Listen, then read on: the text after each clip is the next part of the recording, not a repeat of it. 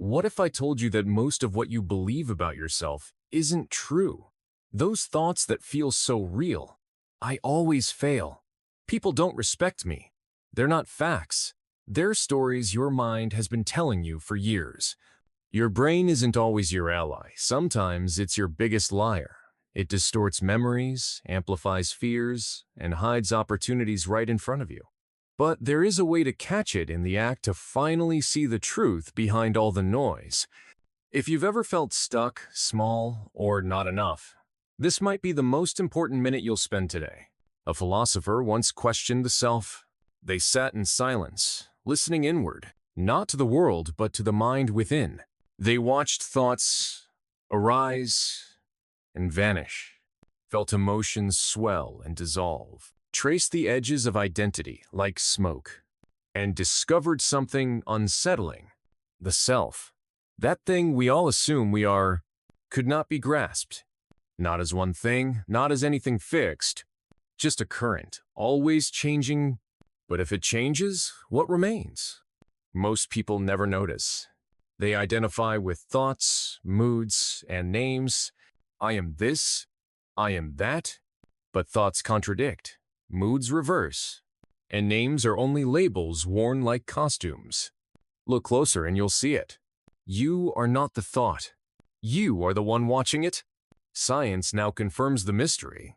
Neuroscientists peer into the brain, expecting a command center, a place where you live. They scan for control, but find only circuitry, chemical storms, synaptic chains. No master, no captain, no observer in sight. So then who is watching through your eyes?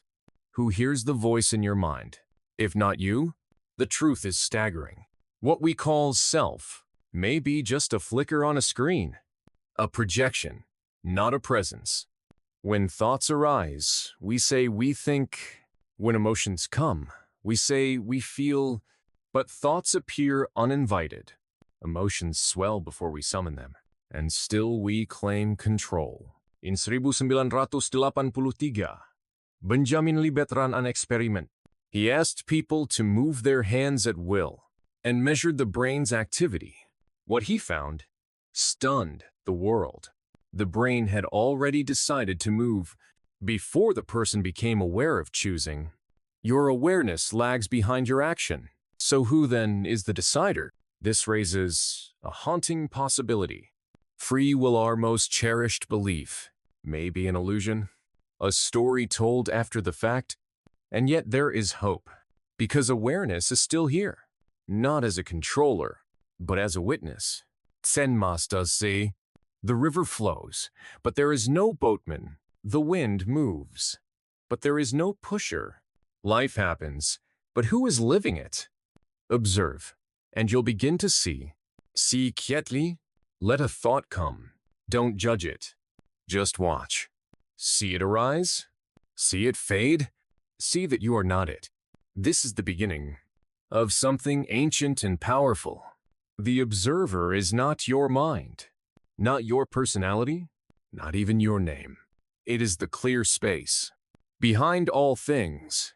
And when you step into the role of the observer, you begin to reclaim power. Not power to control every thought, but power to no longer be ruled by them. Anger arises, you observe. Fear arises, you observe. And something shifts. You are no longer drowning. You are the shore. This is the observer effect. In physics, particles change behavior. When watched, when not observed, they spread like waves. When observed, they choose a path. Awareness collapses, potential into reality. Your mind is the same. Observe your sadness, and it weakens. Observe your ego, and it softens. Observe your attachments, and they begin to loosen. This is the true alchemy, transformation. Through seeing, meditation is not escape. It's confrontation with illusion, not to stop thoughts, but to see they are not truth. They are weather patterns. You are the sky. Most people are trapped not by chains, but by unquestioned thoughts, beliefs they never chose, desires they never understood. Stories told by the mind's narrator, a voice that never rests. But if you can hear the voice, then you are not the voice. You are the one listening. Step back. Watch. Become aware of awareness. This is the path of liberation, not from the world, but from the prison of assumption. It will convince you that you are your fears, your failures, your successes. But here's the truth. You are not the voice. You are the one who hears it. This is why meditation is so powerful. It's not about quieting the mind. It's about separating yourself from the mind. The moment you realize your thoughts are simply mental noise, they lose their grip. The inner narrator will always talk, but you don't have to believe everything it says. Breaking free from the ego's illusion. The ego is the greatest illusion of all. It convinces you that you are separate, that your worth depends on approval, that you are your job, your name, your history. But the ego is just a story told inside your head. Imagine having no memory, no titles, no past mistakes, no identity to protect. Who would you be? The ego constantly whispers, "How do we look? What if they don't like me?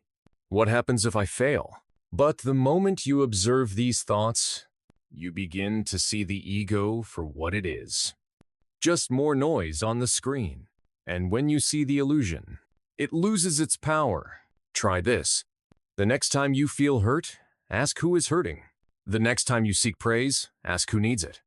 Every time you question the ego, you loosen its hold, because you are not your self-image. You are not your opinions. You are not even your thoughts. You are the stillness that watches all of it.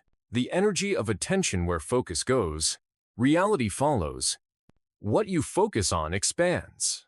If your mind constantly scans for what's wrong, you will feel surrounded by problems. If you feed fear, you grow it. If you dwell on lack, you will see less and less. Your mind is a powerful filter, and the brain's reticular activating system, RAS, proves it. Think of the last time you learned a new word.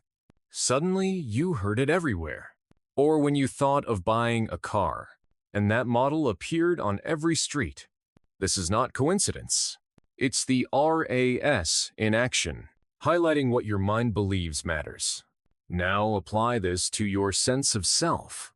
If your inner dialogue repeats, "I'm not enough, I always fail, they don't like me," then your mind begins to seek evidence to confirm it. But shift that narrative. Replace doubt with curiosity. Replace judgment with awareness. Say instead, "I am not this thought, but I'm aware of it. I am not broken. I am growing." And slowly, your reality begins to shift because you are not here to be ruled by your thoughts. You are here to watch them pass and choose what stays. You are the observer. And when you remember that, you return to your true power, not control, but clarity. There is a truth most never discover, that everything you think you control, your life, your choices, your identity, may only be fragments of a deeper illusion, the illusion of control. From childhood, you're taught to strive, to plan, to push. You are told, if you work hard enough, you can control your destiny. But what if that belief is the very thing keeping you asleep? Your mind wants certainty. It wants labels: success, failure, right, wrong. It creates stories about who you are, stories you've repeated for so long, they feel like truth. But none of them are you. Think about it. When something goes wrong, who's the voice in your head saying, "I should have done better"? When something goes right, who celebrates? That voice, that narrator, is not your true self. It's just the storyteller programmed by years of belief, memory, and fear. The mind says, you are in charge. You make the decisions. But pause, really pause, and observe. Where do your thoughts come from? You don't choose your next thought. It just appears, like a ripple in a still pond. You don't summon your emotions. They rise without permission. This is the first crack in the illusion. You are not thinking your thoughts. You are watching them. You are not the controller. You are the witness.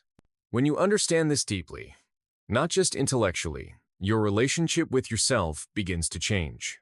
The ego fears this truth because the ego is addicted to control. It tells you, you are your career, your relationships, your status. It defines you by what you can hold, what others can see, and what you achieve. But here's the paradox. The more you try to control life, the more life resists. The more you cling, the more you suffer. This is why ancient traditions speak of surrender, not as weakness, but as awakening. Surrender does not mean giving up. It means giving in to the flow of what already is. It means realizing you are not separate from life. You are life. Let go of control, and clarity begins. This is where synchronicity begins to appear. You think of someone, and they call. You stumble upon a book that answers a question you haven't spoken aloud. You take a wrong turn, and it leads you exactly where you need to be. Synchronicity is not coincidence. It's alignment.